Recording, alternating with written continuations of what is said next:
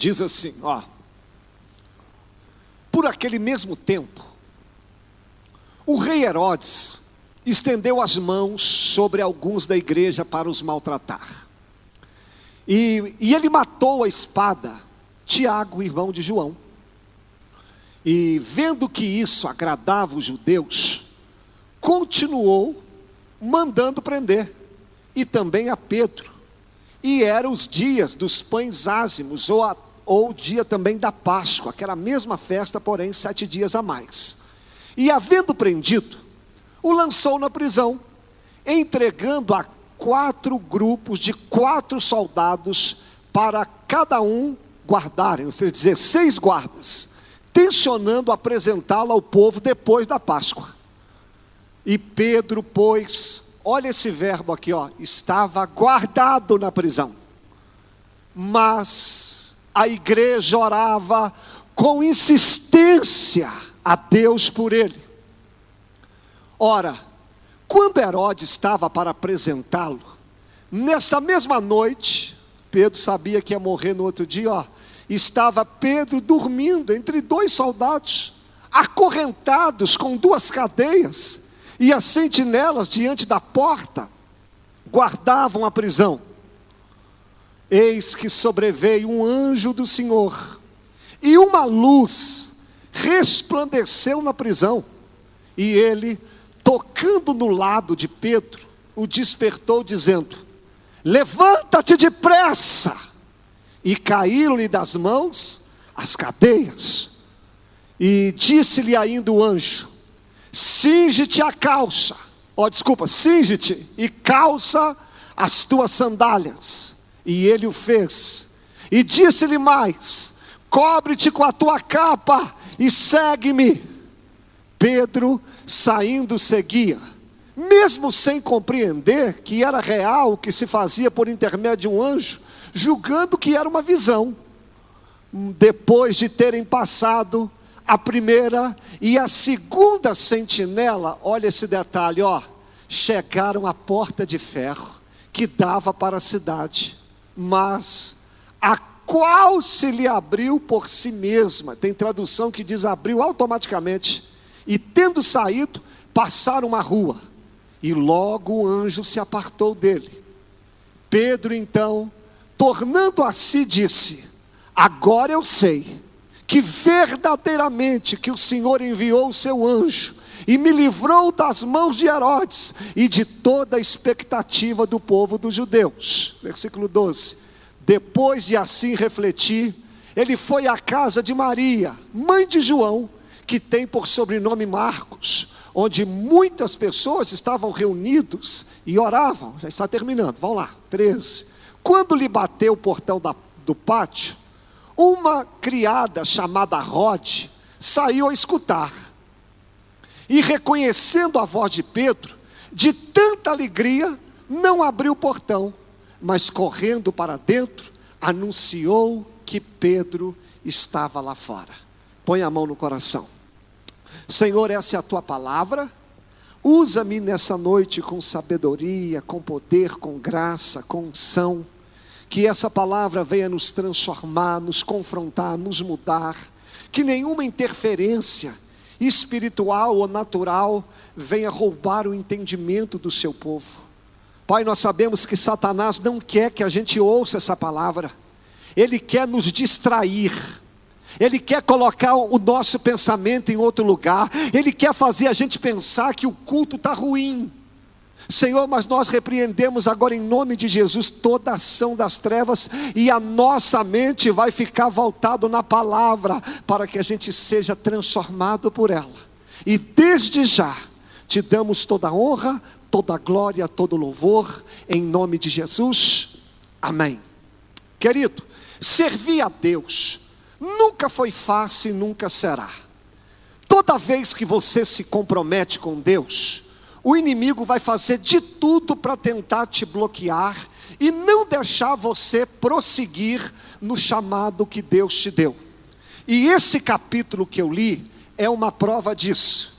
A igreja de Atos, ela está crescendo, ela está avançando. Aquilo que Jesus havia dito, que eles iriam crescer e levar o evangelho, está se cumprindo.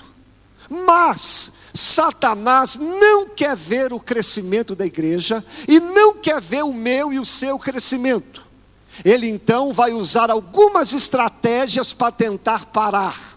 A primeira coisa que Satanás faz, ele usa um homem com o título de Herodes. Herodes não é um nome, é um título. É um governador ruim, mau.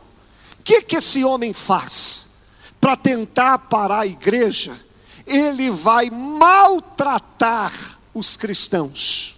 O que é maltratar? Fazer a vida ficar difícil. O que é maltratar? É dificultar. Depois, não satisfeito em maltratar, ele vai pegar um discípulo de Jesus chamado Tiago. E ele vai matar Tiago. Agora não me pergunte por que Deus permitiu Tiago morrer. Eu não posso lhe responder, porque coisas ruins acontecem com pessoas boas. Eu só sei que Deus está no controle. Eu só sei que Deus está guiando a história. Mesmo Tiago sendo morto, a igreja vai crescer. Tem hora que Deus permite algumas coisas morrerem, mas não quer dizer que a sua vida acabou. Quer dizer que Deus ainda vai continuar fazendo milagre. E não satisfeito, o que Herodes faz? Ele vai pegar Pedro e vai jogá-lo dentro da prisão, amarrar com 2 guardas, colocar um monte de guarda em volta, e ele vai marcar o dia da morte. Herodes diz: amanhã você vai morrer. E era dia da Páscoa. Deixa eu aplicar isso aqui. O que o diabo faz para tentar nos parar? Nos maltratar, dificultar. Por que as coisas para a gente que serve a Deus é mais difícil? Você já percebeu? Parece que quem não serve a Deus, tudo acontece de vento em polpa. Mas para a gente que é fiel, para a gente que está aqui na igreja, parece que tudo é mais difícil. Porque o que o inimigo puder fazer para te atrapalhar, ele vai fazer. Depois, ele vai querer matar algumas coisas na sua vida. Às vezes ele mata o emprego, às vezes ele mata alguma área, às vezes ele faz algumas coisas com que estivesse travada. E também ele nos prende. Eu sei que tem gente aqui com a vida presa, igual Pedro. Onde que Pedro estava? Olha para mim, dentro da prisão, amarrado. Eu já me senti assim, amarrado, servindo a Jesus, mas amarrado. A vida não vai nem para frente nem para trás. Tem gente aqui que a vida financeira dele amarrou. Uma porta de emprego não abre, é uma dívida que não vai embora. Tem pessoas aqui que a vida sentimental dele está amarrada. Não encontra a pessoa certa, e quando encontra, o namoro não dura uma semana, não dura um mês, e aí fica aquele negócio esquisito, não melhora. Vida espiritual também empacou, amarrou, travou. Você está vivendo isso? Dias que o diabo está te maltratando, querendo te matar, e te amarrou. Só que Herodes, ele se esquece de uma coisa: Satanás pode até tentar parar a igreja, ele pode até tentar fazer algumas coisas contra nós, mas ele se esquece também que tem um Deus que está pelejando a nosso favor. Nós não estamos na guerra sozinho, nós não estamos na batalha desamparados. Tem um Deus que está nos guardando e nos guiando, porque o Salmo 34:19 diz que muitas são as aflições dos justos, muitas, vírgula, mas o Senhor nos livra de todas. Espera só um pouquinho, todas. Quando Herodes fala assim: eu vou matar Pedro, no outro dia, Herodes se esqueceu de um detalhe. O outro dia era Páscoa. Sabe o que significa Páscoa? Livramento. Páscoa significa passar por cima. Páscoa significa liberdade. Ô Herodes, como que você vai matar um povo que Jesus já libertou? Como que você vai libertar um povo que a mão de Deus está estendida sobre ele. Eu vou liberar uma primeira palavra aqui para você. Satanás pode estar te prendendo, pode ter colocado até data, mas os projetos dele vai cair por terra, porque você é livre em Cristo Jesus. A mão de Deus está te protegendo, a mão de Deus está te guiando, e a graça de Deus vai entrar com providência a qualquer hora, e os planos de Herodes vão cair por terra em nome de Jesus. Em nome de Jesus.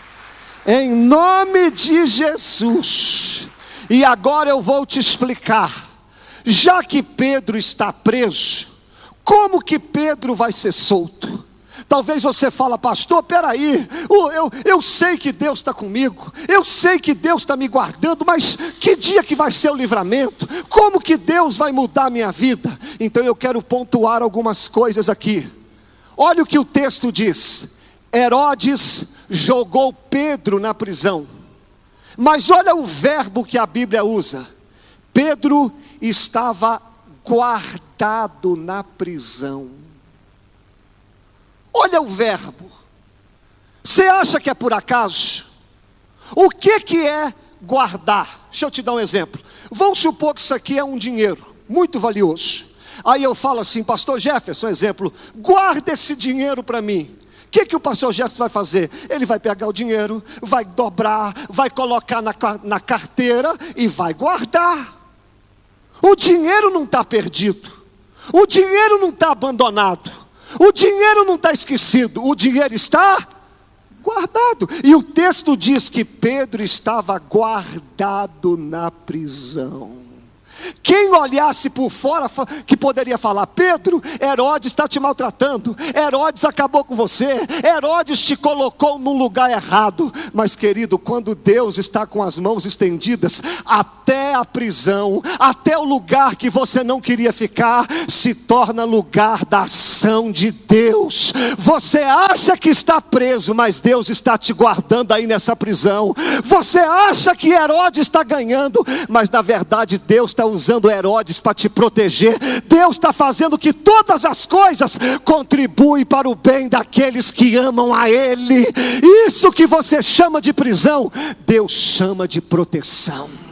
Não reclama desse lugar que Deus te colocou. Querido, eu sei que você não queria estar na prisão, eu sei que você não queria estar nesse emprego, você não queria estar passando o que você está vivendo, mas para de reclamar, porque Deus permitiu você estar na prisão, Deus permitiu você estar nesse lugar. E quando Deus permite, Herodes não te toca, os guardas não vão te tocar, porque Deus está te guardando nesse lugar. Deus está guiando cada passo da tua vida. Nem todos nós queríamos passar por alguns lugares, mas Deus está usando esse lugar para te abençoar e para te proteger.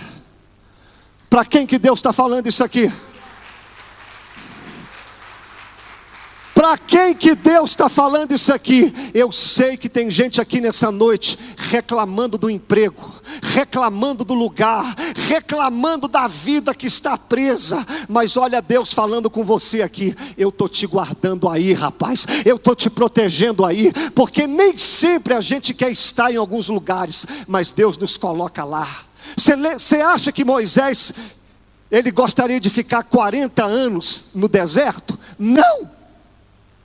Moisés ficou lá 40 anos cuidando de ovelha. Um homem que foi criado no palácio, acostumado do bom e do melhor, foi morar com o sogro e cuidando de ovelha. E um dia lá está Moisés apacentando as ovelhas, e vê uma sarça pegando fogo, e Deus fala assim com ele: Moisés, tira as suas sandálias, porque o lugar que você está é terra santa. Ele poderia falar: isso aqui não é santo não, Deus, eu não queria estar aqui, eu detesto esse deserto. Mas Deus iria falar: Moisés, aqui é santo. Sabe por quê? Esse deserto que eu usei para tratar com você, é esse lugar que eu fiz de você o homem a quem eu gostaria que você fosse. E eu vou liberar uma segunda palavra para você. Esse lugar, essa prisão, essa situação tem mão de Deus, tem a bênção de Deus, você vai sair daí melhor, você vai sair daí transformado, porque quando Deus age, até a prisão se torna palco para milagres, até a prisão se torna palco da manifestação de Deus. Nessa prisão você vai ver a mão de Deus, nesse lugar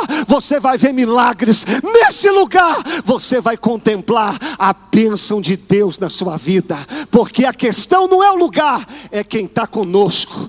Você pode estar numa praia, sem Deus, ali se torna um inferno, mas se você estiver na prisão, com a bênção de Deus, ali se torna o melhor lugar do mundo. Segundo, primeira coisa, entenda que a prisão Deus vê com outros olhos. Agora, segundo, Pedro estava preso, mas ali tem um detalhe lindo. Mas a igreja orava incessantemente por Pedro. Eu vou repetir. Pedro estava preso, impossível ser solto, mas a igreja orava incessantemente pela vida dele. Isso quer dizer o quê? Para joelhos que estão no chão, para bocas que estão no pó, não existe prisão, não existe lugar difícil, não existe nada que a oração não resolva. Quem sabe você tem um Pedro preso, quem sabe o teu Pedro é teu casamento, é teu filho, é tua família, eu não sei, mas o Senhor está mandando eu te dizer aqui, coloca seu joelho no chão, bota a tua boca no pó, vai falar com Deus, porque há poder na oração da igreja, há poder na oração, há poder quando nós falamos com Deus. O diabo não quer que você ore. Como eu disse aqui na sexta-feira, você já percebeu quando a gente vai para o cinema? A gente assiste um filme de 2 horas, parece que passou com 15 minutos. Mas quando você está orando, tem hora que você fala assim, eu já estou orando, deve ter 1h30. Quando você olha no relógio, não deu 10 minutos. Por quê? O diabo não quer que você ore. O diabo não quer te ver com comunhão com Deus. Oração, querido, é apresentar a tua vida, é apresentar a tua causa, é saber que tem um Deus que está guiando todas as coisas e você está colocando a sua situação diante de Deus. É por isso que a gente não pode calar, é por isso que a gente tem que clamar, é por isso que a gente tem que estar sempre com o joelho no chão para falar com Deus. Tem um testemunho aqui na igreja, irmãos, que eu gosto de contar sempre. Nós temos uma mãe aqui na igreja, que o filho dela, quando estava com 17 anos assim, naquela fase rebelde, o filho dela cismou um dia de ir para uma discoteca aqui, e ela falou assim, meu filho, não vai meu filho, você é cristão, você é batizado, o que você vai fazer naquela festa? E você conhece adolescente, não escuta ninguém, adolescente se acha o tal, e acha que papai e mamãe estão sempre errado. Ele foi para essa festa. Quando deu por volta de 00:30, 1h, a mamãe perdeu o sono, a mamãe começou a ficar inquieta, pegou a Bíblia dela, abriu, ajoelhou em cima da Bíblia e começou a orar, Senhor guarda meu filho, Senhor protege o meu filho, Senhor guarda, e ela sem entender nada. Quando deu por volta de 1h30, 2h, o filho dela chegou em casa todo descabelado, todo esquisito, falando, mamãe do céu, quase que eu morri agora mamãe. O que aconteceu? Eu estava numa discoteca aqui em Patrocínio, os meus amigos arrumaram uma confusão lá, deu uma briga, teve um que arrancou um revólver, começou a dar tiro, mamãe, a bala passou pertinho de mim, eu não morri por sorte. Aí a mãe falou, que hora que foi isso meu filho? Por volta de 00:00 e pouquinho.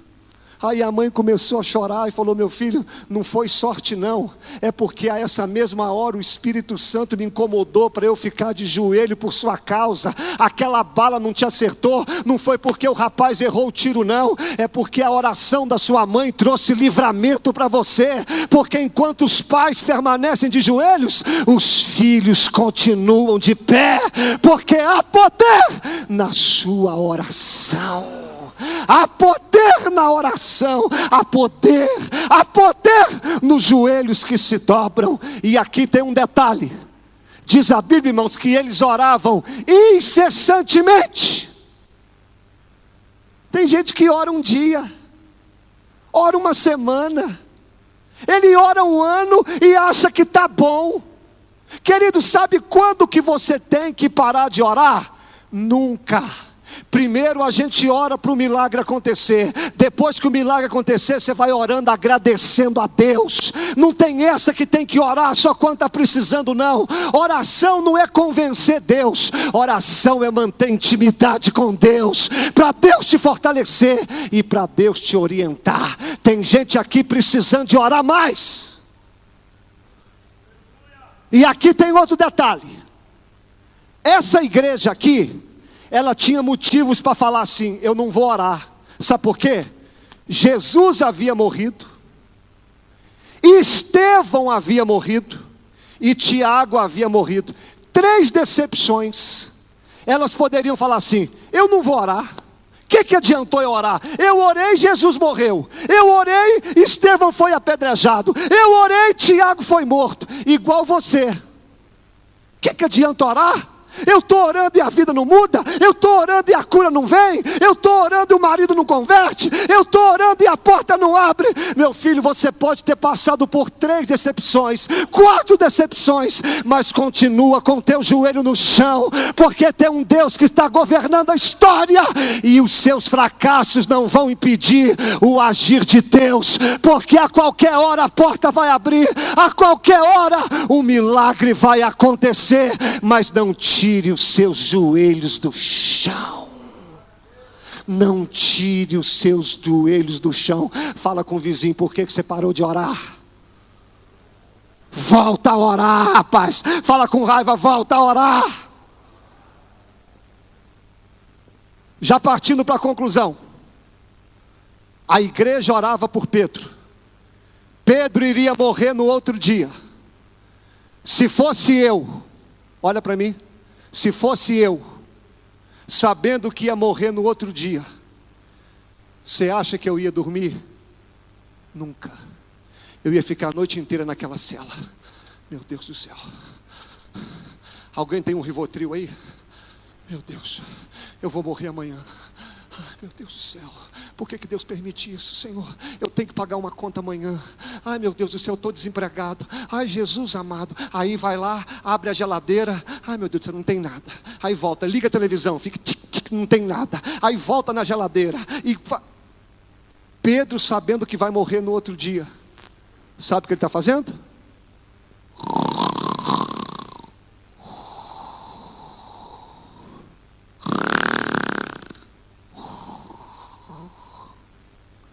Eu falei: Senhor, como que alguém dorme numa prisão?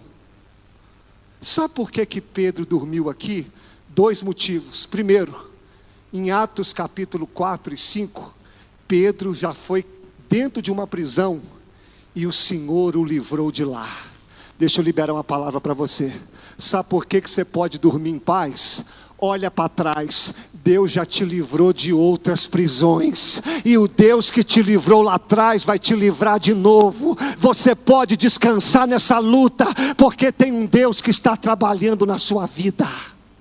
Segundo, sabe por que Pedro dormiu naquela prisão? Se você ler João capítulo 21, Jesus, na restauração de Pedro, Jesus vai fazer uma promessa para ele: você vai morrer só quando estiver velhinho. E Pedro morreu quando estava velho. Sabe por que Pedro dormiu na prisão? De um lado, olha para mim, de um lado estava o decreto de Herodes: você vai morrer amanhã. Mas no outro lado estava a promessa de Jesus dizendo: você vai viver muito. Deixa eu te perguntar, você está acreditando em quem? Na palavra de Herodes ou na palavra que Deus já liberou na sua vida? Você está acreditando em quem? Na voz do problema ou na voz do Deus que tem te sustentado até hoje? Mas assim diz o Senhor: eu não sei o que Herodes tem gritado, eu não sei o que Satanás está falando, eu não sei o que o problema está gritando na sua vida, mas a palavra de Deus ainda continua de pé, a promessa de Deus ainda continua viva, e você vai passar vivo por essa prisão.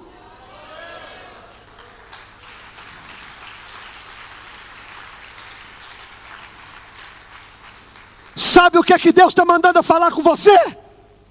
Descansa, aquieta teu coração.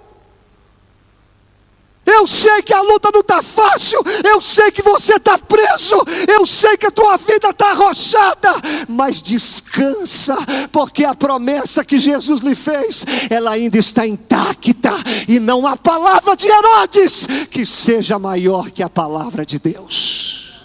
Aí Pedro, dormindo no meio da prisão, diz a Bíblia que um anjo aparece no meio daquela cela, e diz o texto que uma luz brilhou naquela cela, naquela prisão. Sabe por quê, querido? Naquela época não tinha luz assim não. Naquela época as prisões eram escuras e fedidas. Sabe por quê que a Bíblia fala que o anjo trouxe luz? Porque no meio das suas trevas, o Senhor vai lhe dar uma luz por esses dias. O Senhor vai mandar uma luz no meio das tuas trevas. O Senhor vai lhe enviar uma solução. Deus vai lhe dar uma luz. Deus vai incendiar. Deus vai colocar uma luz no meio do teu problema. Sabe quantas pessoas que estavam guardando Pedro? 16 guardas e mais 2. Sabe quantos anjos que Deus usou para libertar Pedro? Uma. Porque o diabo pode ter 18 guardas, mas um anjo de Deus é suficiente para o milagre acontecer. O poder de Deus é muito maior, Aí olha para mim, Pedro dormindo, o anjo chegou. Olha o que o anjo fez, olha para cá por favor. O anjo dormiu, Pedro dormindo, o anjo chega e fala assim: levanta. Pedro, levanta. Só que tem um detalhe: Pedro está com os pés e mãos amarrados. Ele poderia falar: levantar como? Como é que eu vou levantar se eu estou preso e amarrado?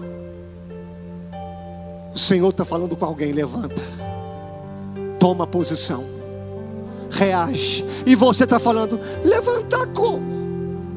Como é que eu levanto, pastor? Eu estou amarrado, estou endividado, minha vida não melhora. O que eu tenho que fazer?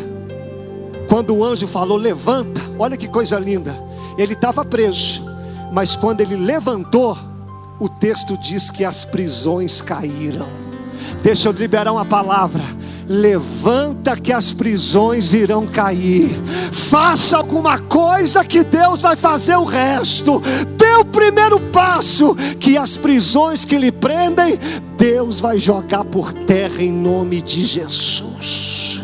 Enquanto você está dando desculpa, enquanto você está falando que não consegue, a vida não muda. Mas levanta que Deus vai fazer um milagre.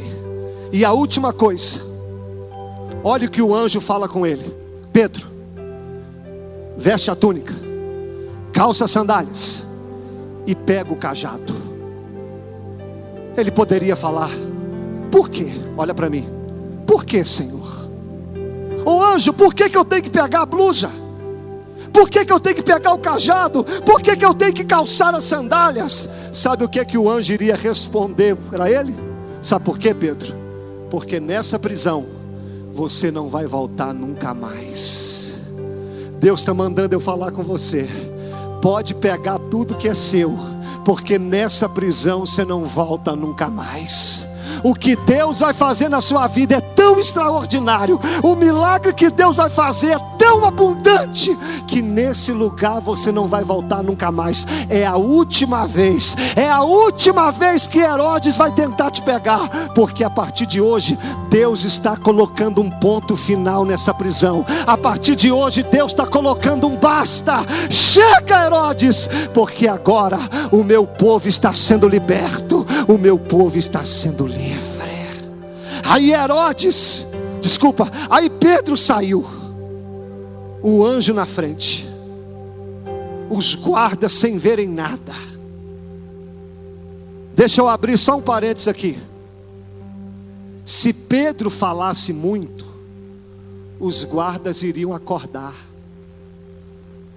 Deixa eu falar aqui baixinho, olha para mim. Fala baixo, fala pouco. Se você falar muito, você desperta o inimigo. Tem milagres que Deus vai fazer, ó. E eles saindo, havia uma porta, eles passaram. Havia outra porta, eles passaram. Mas quando eles chegam na saída da prisão, havia uma porta de ferro. Gente, quem que abre uma porta de ferro? Eles não tinham chave, eles não tinham como passar. E aqui eu termino. Quem sabe essa é a tua história. Você estava preso, o Senhor está libertando, o Senhor está fazendo milagre, e você chegou aqui hoje, tem uma porta de ferro na sua frente, e você fala: pastor, peraí, por que Deus me tirou da prisão? Será que Deus vai fazer a obra pela metade? Será que Deus não vai fazer a obra por completo? Mas quando aquela porta de ferro estava ali, diz o texto que quando eles foram andando, a porta se abriu automaticamente. E aqui eu termino liberando uma palavra. Deus, Ele não é Deus de metade. Aquele que começou a boa obra em vós, Ele há de completá-la. Essa porta de ferro vai se abrir, o milagre vai acontecer por completo. Para você que já venceu tantas prisões, essa porta de ferro vai ter que abrir automaticamente. Aplauda o nome do Senhor Jesus. Vem aqui o louvor. Vem aqui o louvor. E deixa eu te perguntar: você está com medo dessa porta de ferro, filho? Você está com medo de Herodes? Você está com medo dessa prisão? Olha Deus falando contigo. Descansa. Continua orando. Continua fazendo aquilo que eu pedi para você fazer. O Espírito Santo me diz que tem gente aqui na prisão, sem dormir. Prisão que eu falo é vida amarrada. Sua vida está presa. Você está perdendo o sono. Você está preocupado. Sua vida profissional não ata e nem desata. E você está preocupado. E Deus está te lembrando: eu estou cuidando de você. Pastor, mas eu estou numa prisão. Mas na prisão você está guardado. Continua orando, porque quando a gente ora, Deus providencia um milagre. E pode dormir. A palavra que Deus te fez é muito maior que a sentença de Herodes. E por esses dias, escuta que eu sou profeta, hein? Deus vai colocar uma luz no meio da tua prisão. Deus vai enviar um anjo. Deus vai fazer alguma coisa, mas Ele vai te tirar dessa. Pastor, mas eu estou preso. Levanta que as algemas caem. Mas eu estou num desânimo. Vem para a igreja assim mesmo. Pastor, mas eu perdi o entusiasmo. Vem para a igreja até sentar entusiasmado. Porque servir a Deus, filho, não é emoção. Eu não venho à igreja só quando eu estou bem. ou só quando eu quero. Isso não. Servir a Deus é espírito, ligado a Deus. Levanta, reage, porque o Senhor vai te conduzir. E essa porta de ferro que se levantou, ela vai se abrir sozinha. Continua sendo guiado por Deus, porque enquanto Deus nos guia, não tem Herodes, não tem porta, não tem nada. E nós vamos cantar um louvor agora. Só você, escute bem, só você que por ser fiel a Deus, o inimigo tem te colocado dentro de uma prisão. Você está vendo algumas coisas morrendo, você não está entendendo nada. Se essa palavra falou com você, eu queria que você viesse aqui. Agora, se a sua vida não está presa, está tudo bem, pode ficar aí. Eu vim aqui para pregar para algumas pessoas que estão vivendo prisões, mas ainda crê que Deus está guiando a vida deles. Deus falou contigo?